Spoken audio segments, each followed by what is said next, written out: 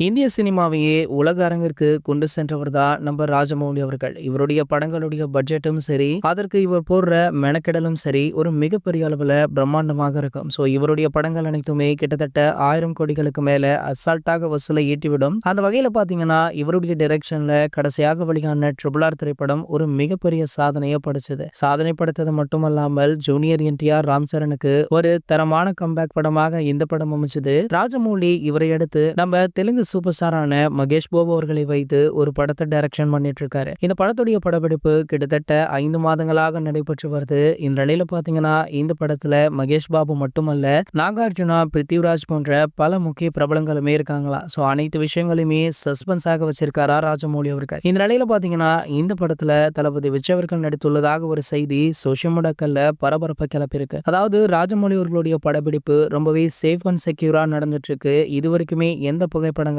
League ஆகல. ஆகையால படத்துடைய காஸ்ட் அண்ட் க்ரூவே என்ன அப்படின்றது இன்னும் வெளியே தெரியல. இந்த நிலையில தற்போது தளபதி விஜய் அவர்கள் இந்த படத்துல நடித்திருக்கார் அப்படின்ற செய்தி ஒரு மிகப்பெரிய விஷயமாக பார்க்கப்படுது. அது மட்டும் இல்லாம தளபதி விஜய் அவர்களும் தெலுங்கு சூப்பர் ஸ்டாரான மகேஷ் பாபு அவர்களுமே நல்ல நண்பர்கள் அப்படின்றதுனால கண்டிப்பாக தளபதி விஜய் அவர்கள் இந்த படத்துல நடிச்சிருக்க வாய்ப்பு இருப்பதாக சொல்லப்படுது. இது போன்ற சினிமா செய்திகளை பத்தி நீங்க உடனே தெரிஞ்சுக்க நம்மளுடைய தமிழ் நியூஸ் எக்ஸ்பிரஸ் சேனலை மறக்காம சப்ஸ்கிரைப் பண்ணிக்கோங்க.